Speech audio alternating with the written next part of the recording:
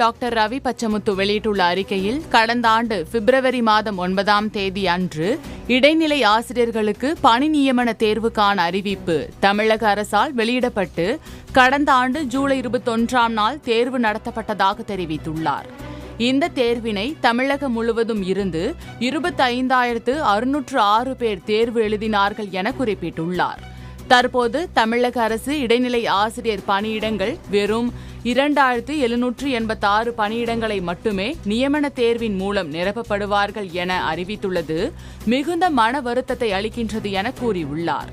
2023-2024 கல்வியாண்டில் தொடக்க கல்வித்துறையில் கண்டறியப்பட்ட காலி பணியிடங்கள் 8,543 எனவும், பணி மாறுதல் தடைபெற்ற பின்னர் 2023-2024 கல்வியாண்டில் தொடக்க பள்ளிகளில் உள்ள பணியிடங்கள் 5,786 எனவும் தெரிவித்துள்ளார்.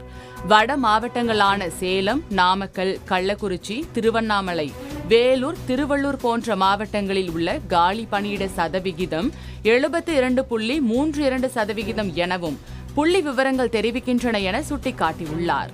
கடந்த 12 ஆண்டுகளாக ஒரு தொடக்கப்பள்ளி ஆசிரியர் பணியிடம் கூட நிரப்பப்படாமல் உள்ளதாக தெரிவித்துள்ள அவர், 2024ஆம் ஆண்டில் காலியாக இருக்கும் இடைநிலை ஆசிரியர் பணியிடங்கள் முழுவதையும் நிரப்பினால் நியமன தேர்வு எழுதி எதிர்பார்த்து கொண்டிருக்கும் பல்லாயிரக்கணக்கான ஆசிரியர்களின் வாழ்வாதாரம் மட்டுமின்றி மாணவர்களின் கல்வி நலமும் பாதுகாக்கப்படும் என கூறியுள்ளார். மேலும் அரசு தொடக்கப்பள்ளியில் பயிலும் ஏழை மற்றும் நடுத்தர குடும்ப பின்னணியில் உள்ள மாணவர்களின் நலனை கருத்தில் கொண்டும் அரசு தொடக்கப்பள்ளியின் தரத்தினை உயர்த்தும் நோக்கத்திலும் ஆசிரியர்கள் பணி நியமனங்களை முழுவதுமாக நிரப்ப தமிழக அரசு வழிவகை செய்ய வேண்டும் என இந்திய ஜனநாயக கட்சியின் சார்பில் டாக்டர் ரவி பச்சமுத்து தமிழக அரசை வலியுறுத்தியுள்ளார்.